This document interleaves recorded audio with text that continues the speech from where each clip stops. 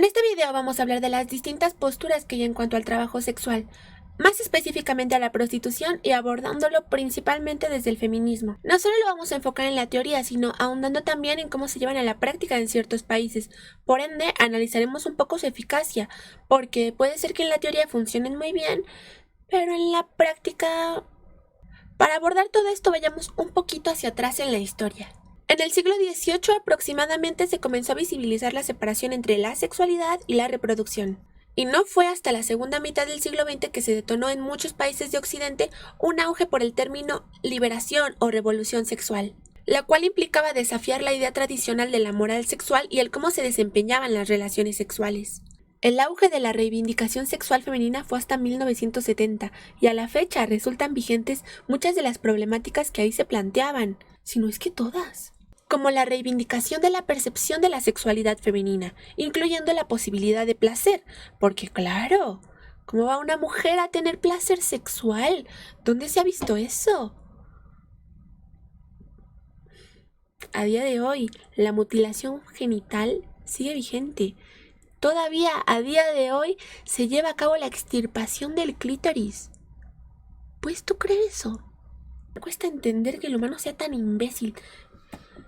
Y antes de continuar con ello hay que tener en claro que no se puede hablar de un solo feminismo, porque el feminismo tiene un montón de corrientes y con el tiempo, como en cualquier movimiento, las posturas se van modificando, adaptándose al contexto y por ello permaneciendo en constante cambio.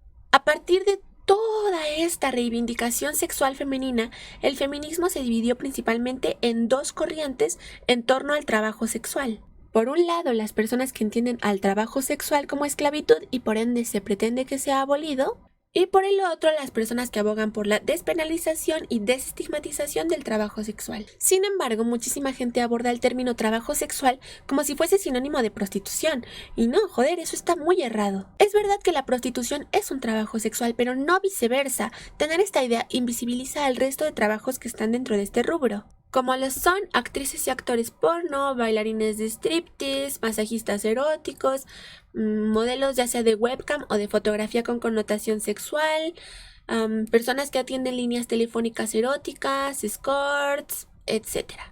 En general, cualquier trabajo que tenga como fin la excitación sexual del consumidor, entendiendo que no necesariamente debe haber un contacto tangible con el cliente.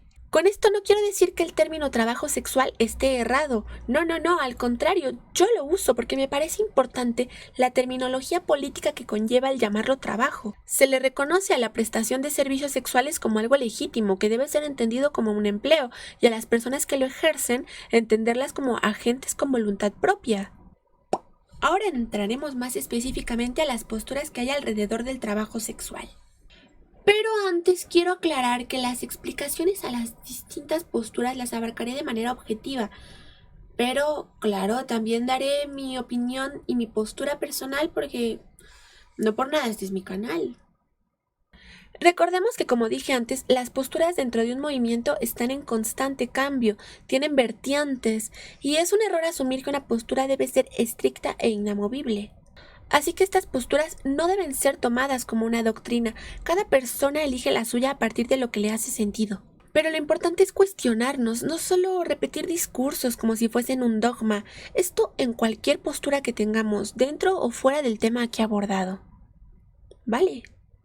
Y otra cosa a aclarar es que como se está abordando desde posturas feministas y que es una realidad que la mayoría de trabajadoras sexuales son mujeres, se va a abordar generalizando hacia el género femenino. No por ello olvidemos que existen personas del resto de géneros que se dedican a este tipo de trabajos. Es verdad que la mayoría son mujeres y que no conlleva las mismas consecuencias ser mujer a ser hombre dentro de estos trabajos.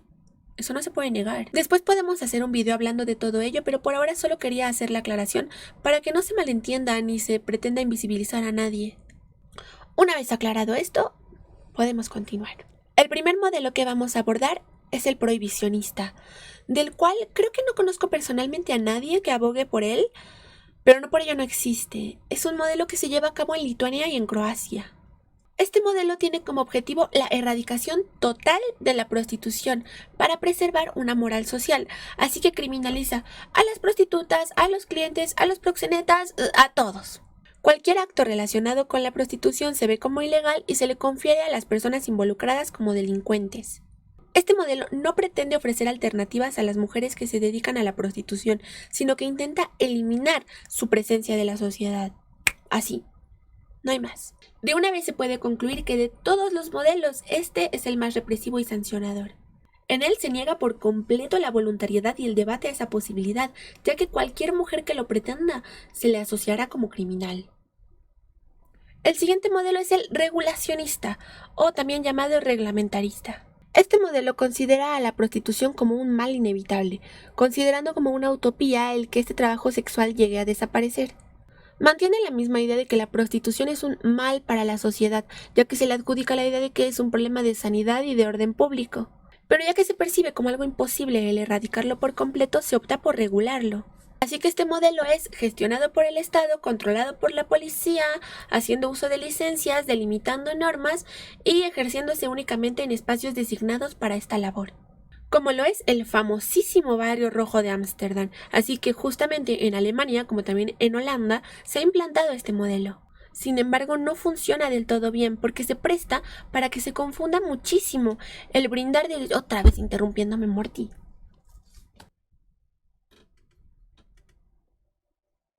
Decía que sin embargo no funciona del todo bien, ya que se presta muchísimo para que se confunda el brindar derechos a las trabajadoras sexuales con reglamentar la prostitución. Es verdad que en él las trabajadoras sexuales pagan impuestos y reciben asistencia social, pero a pesar de que en este modelo las intenciones pretenden ser buenas, en la práctica todas las regulaciones que se imponen resultan muy difíciles de cumplir, sometiendo a multas. Cualquier trabajadora que no cumpla en regla todos los requerimientos no cuenta con protección contra abusos, ya que se le señala bajo la ilegalidad, contribuyendo así a la incrementación de la vulnerabilidad, al desarrollo de mafias y redes de tráfico. Todo esto conlleva un montón de abuso, violencia, precariedad y estigma. Y como consecuencia de lo complejo que resulta cumplir con todas las reglamentaciones, esto genera que muchas mujeres opten por realizarlo de manera ilegal.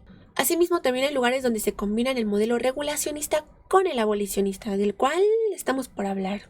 Esta combinación pretende reglamentar la prostitución con la intención de que sea temporal, para a futuro abolir este trabajo.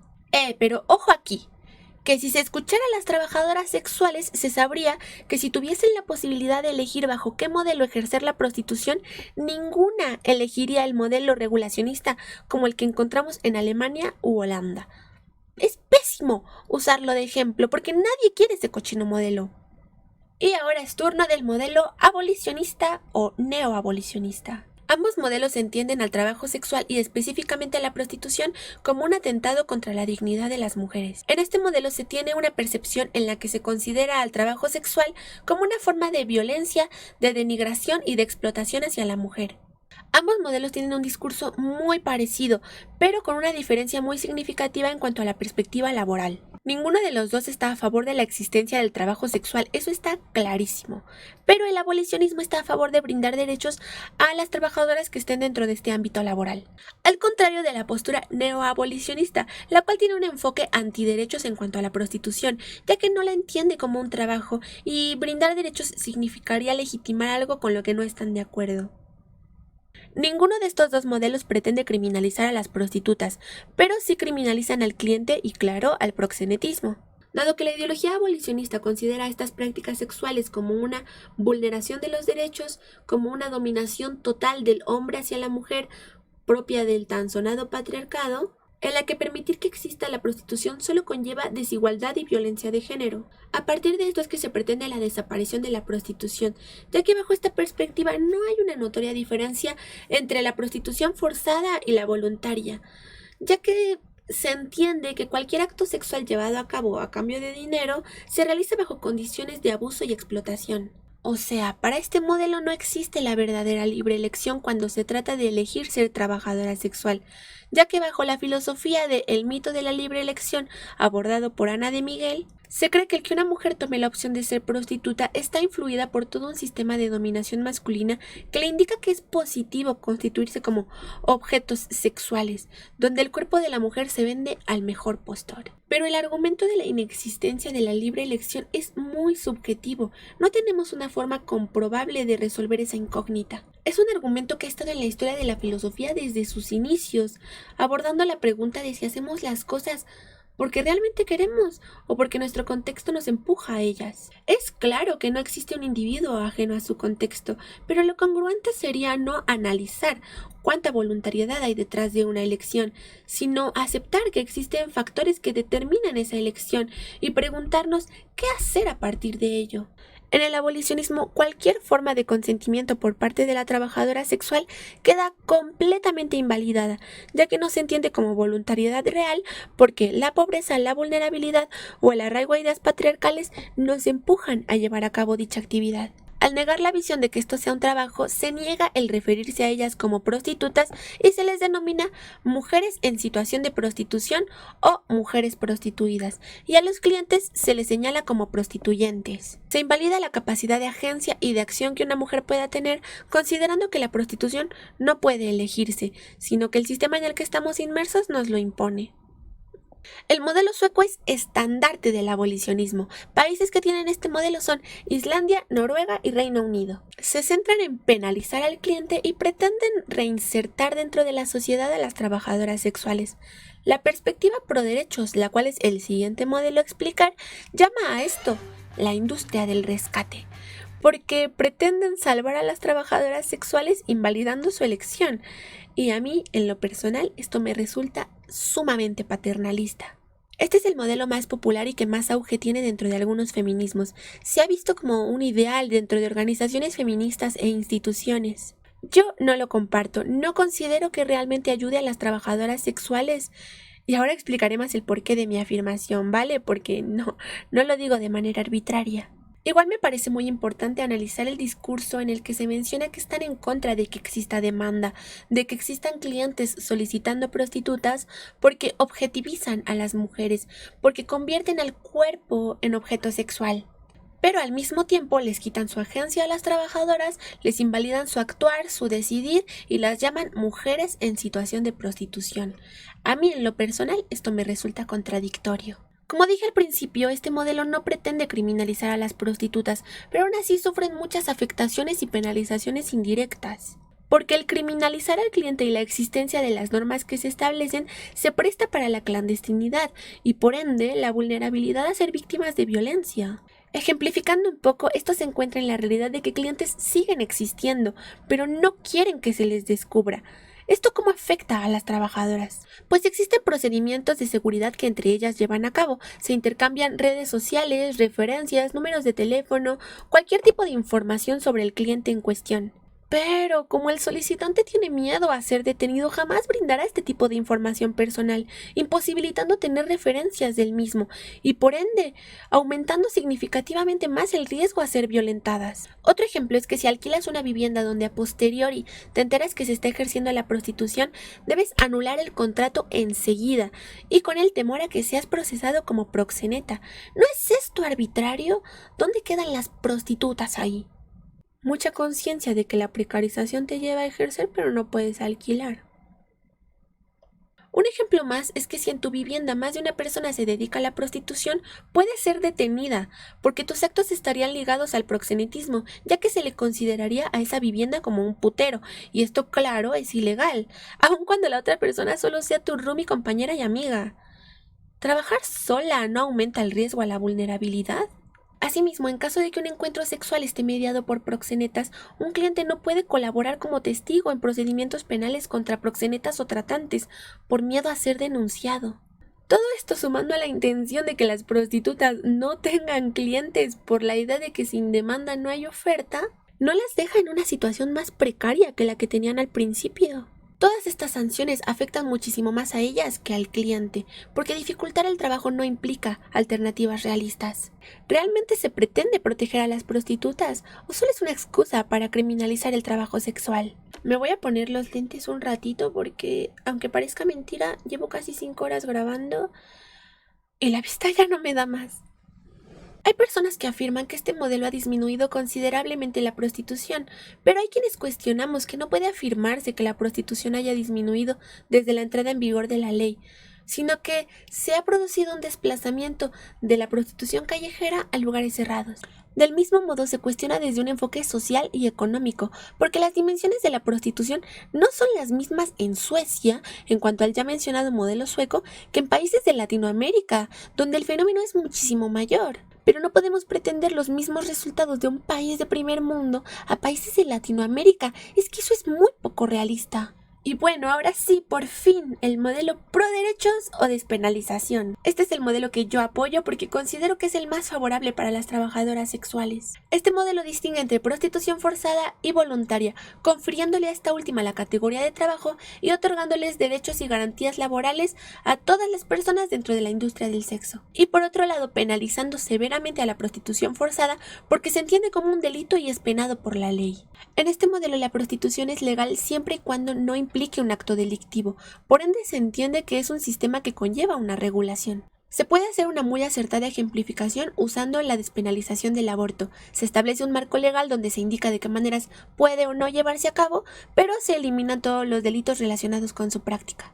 La postura pro derechos apuesta por una lucha contra el estigma que cae sobre las personas que ejercen la prostitución. Pretende sustraerla del debate moral, eliminar cualquier delito relacionado con la compra-venta de servicios sexuales. La prioridad es el reconocimiento de derechos humanos y laborales de las trabajadoras sexuales. La posibilidad de conceder la capacidad de agencia, autonomía y autodeterminación. Este sistema pretende ofrecer coberturas y mejores condiciones laborales a quienes trabajan dentro del negocio sexual, mejorando así la calidad de vida de estas personas. Se reconoce que sí, es verdad. Muchas prostitutas acaban ejerciendo impulsadas por un contexto de vulnerabilidad y precariedad. Pero asimismo se entiende que la precariedad es una consecuencia del capitalismo y que se encuentra en la decisión de llevar a cabo muchísimos distintos trabajos, no solo el sexual. Una gran parte de la sociedad se enfrenta a la realidad de la necesidad económica y debemos tener la libertad de enfrentarnos a esta necesidad vendiendo nuestros servicios u ofreciendo nuestro trabajo como cada uno éticamente lo decida, o como se tenga la oportunidad de llevarlo a cabo sin que se nos criminalice por eso. ¿A cuántos de nosotros realmente nos gusta nuestro trabajo? El que nos guste es un inmenso privilegio que no cualquiera puede tener. Es válido tener una postura clasista y paternalista, negando derechos laborales a un colectivo bajo la argumentación de que las trabajadoras sexuales no disfrutan de su trabajo. Eso ni siquiera es correcto generalizarlo, y aún así, el resto de personas que tampoco disfrutan de su trabajo, ¿qué? ¿Por qué nadie intenta salvar a mujeres de otro tipo de labores sumamente precarias? ¿Por qué solamente está focalizado al trabajo sexual? Lo único que encuentro es una argumentación basada en la moral que se acompaña de frases como «el cuerpo no se vende». Ninguna trabajadora sexual vende su cuerpo, ellas ofrecen un servicio que claro se lleva a cabo con el cuerpo, como cualquier otro trabajo. La única diferencia es que este está mediado por la sexualidad y sacralizar el sexo es una percepción moral que yo no comparto. Este modelo es el único que se ha basado en escuchar las necesidades de las trabajadoras sexuales. En él sus opiniones tienen relevancia. No tiene validez alguna el señalar como denigrante, humillante, inmoral u opresivo el llevar a cabo la prostitución. Y asimismo, en los manifiestos pro derechos se pide que se destinen alternativas realistas a las personas que deciden abandonar el ejercicio de la prostitución. A partir de todo esto existe el modelo neozelandés, el único que contó con trabajadoras sexuales para redactar la ley. En este modelo son importantes las cooperativas y el régimen autónomo. Facilita la autoorganización y la gestión a partir de colectivos. También en esta ley se estipula el que puedan rechazar libremente el llevar a cabo ciertas prácticas o atender a ciertos clientes sin tener que dar ningún tipo de explicación. A mí en lo personal me parece maravilloso que se le permita a las trabajadoras sexuales tener acceso a préstamos, hipotecas, visados, a cualquier tipo de servicio sin tener que mentir sobre su profesión. Como dato curioso, más del 90% de trabajadores y trabajadoras sexuales neozelandeses afirman que la despenalización del trabajo sexual les ha permitido tener acceso a más derechos y por ende a más oportunidades. Ojo, que no pretendo restarle importancia a la trata y en este caso al proxenetismo, los cuales no son sinónimos. Existen muchas formas de ser víctimas de trata, incluso en muchos países la más predominante no es la focalizada a la explotación sexual, sino al trabajo forzoso, principalmente focalizado a la manufactura, agricultura, construcción, trabajo doméstico en economías privadas y empresas, y ninguno es menos importante. Pero no podemos gestionar del mismo modo a aquellas personas que deciden llevar a cabo la prostitución a aquellas que son víctimas de proxenetismo. Eso no hace más que invisibilizar, y como ya vimos antes, también se presta para la clandestinidad. Y otros modelos no abordan las circunstancias y las problemáticas de manera realista. He pensado en hacer otro video explicando por qué el protocolo Palermo, el cual se supone pretende combatir y prevenir la trata de personas, está sumamente mal llevado a cabo. No ofrece verdaderas alternativas ni soluciones a esta problemática. Pero bueno, ese es otro tema. Solo pretendo explicar que claro que importan las víctimas de trata. No por nada en todos los modelos se le considera como una práctica ilegal, la cual debe ser combatida por las autoridades policiales y políticas. Joder, no sé si se me percibe, pero ya estoy ronca. Llevo tanto tiempo grabando que tengo la garganta hecha mierda. Y bueno, hay que entender que estar a favor del trabajo sexual y de su descriminalización no implica legitimar la trata de personas con fines de prostitución forzada. Es una falacia lógica afirmar que la trata existe porque existe la prostitución. No. La trata existe por faltas de protección institucional, por una sistematización de la explotación. Por lo mismo, resulta peligroso culpar al consumidor por una problemática estructural, económica, política, sistemática, legal. Por ejemplo, y la trata focalizada a otro tipo de trabajos como la agricultura.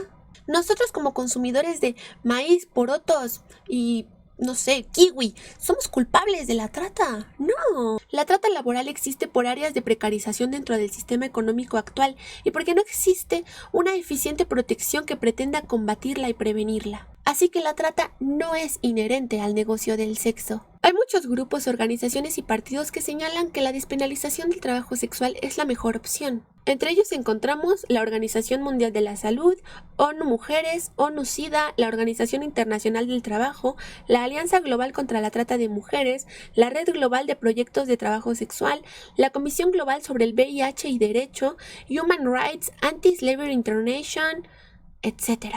Podemos llevar a cabo otro video hablando de la trata, cuestionando los protocolos, analizando las problemáticas, de dónde derivan, etc. Si les interesa, pues nada más échenme el dato para considerarlo. Por ahora no me queda más que concluir que jamás hay que confundir la trata, el proxenetismo con el trabajo sexual, porque esto afecta muchísimo no solo a las trabajadoras, sino también a las víctimas. Y recordemos que la teoría no lo es todo, en la práctica se asumen más resistencias que posturas. Para mí, la prioridad radica en militar por las mujeres que no solo lo opinan, sino que lo vivimos. Luchar por dignificar a aquel sujeto político que lo ejerza, anular la criminalización, el prejuicio, porque el trabajo sexual es trabajo. Realmente tardé muchísimo haciendo este video y no te voy a decir dale like, suscríbete, comparte, haz lo que te salga del coño, está muy bien. Si estás en desacuerdo conmigo y lo demuestras con un dislike, está bien. Si aprendiste cosas y te gustó el video y le das like, qué mejor, qué maravilla. Lo que realmente espero es que hayas aprendido algo, que se te haya quedado algo de toda la información que di. Yo entiendo que fue un video un poco pesado, un montón de información y en serio valoro un montón que lo hayas escuchado hasta acá, porque esta lucha, como también la lucha por la consideración moral de los seres sintientes, por la liberación animal, son de mis prioridades y es muy valioso para mí que lo escuches hasta acá, así que gracias por darme un poquito de tu tiempo. Y he hecho el dato, en Patreon subo contenido sobre protestas, visibilización de todo aquello que me parece justo, viajes y un poco de arte, que es también a lo que me dedico, así que si estás interesado, abajo dejo el link. Y yo no me quedo con las ganancias de Patreon, abajo también está toda la información en el link. Y muchas gracias por ver el video, ya está amaneciendo, así que me voy.